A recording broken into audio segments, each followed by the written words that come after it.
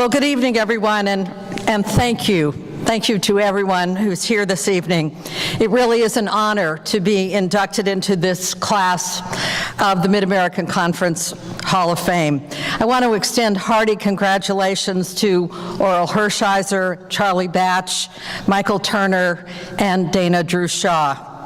Oral, I missed watching you at Bowling Green, but as president, I was always proud to count you among our accomplished alumni.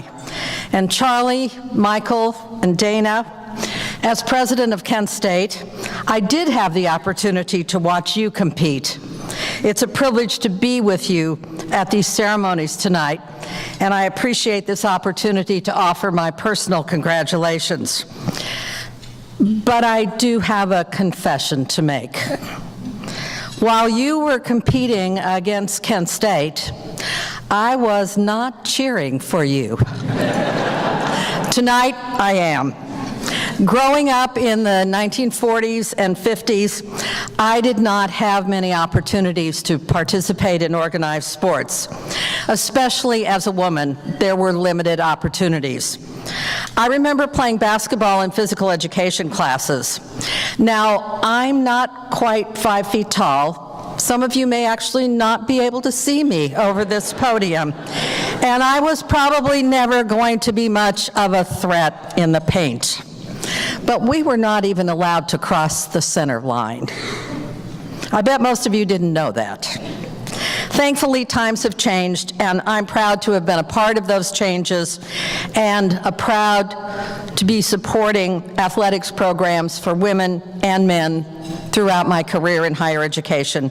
I'm a fan, but I'm also an advocate and an ambassador for the role that athletics plays in American colleges and universities.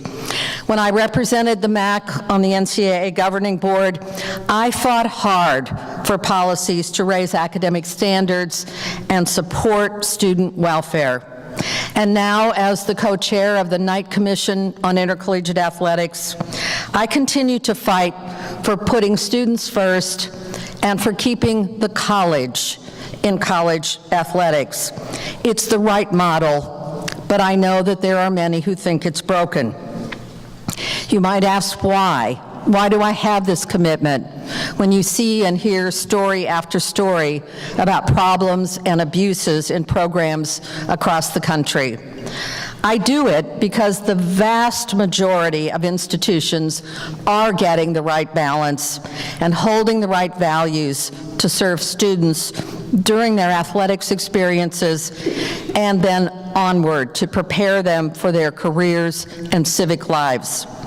There are nearly 500,000 student athletes competing in NCAA institutions, and they are almost all in programs that are doing the right things and doing them in appropriate ways.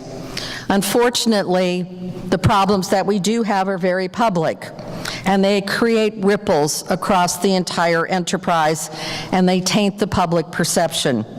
We need to tell more stories about those who are doing the right way, like these student athletes who were just honored, and like the history of the Mid-American Conference.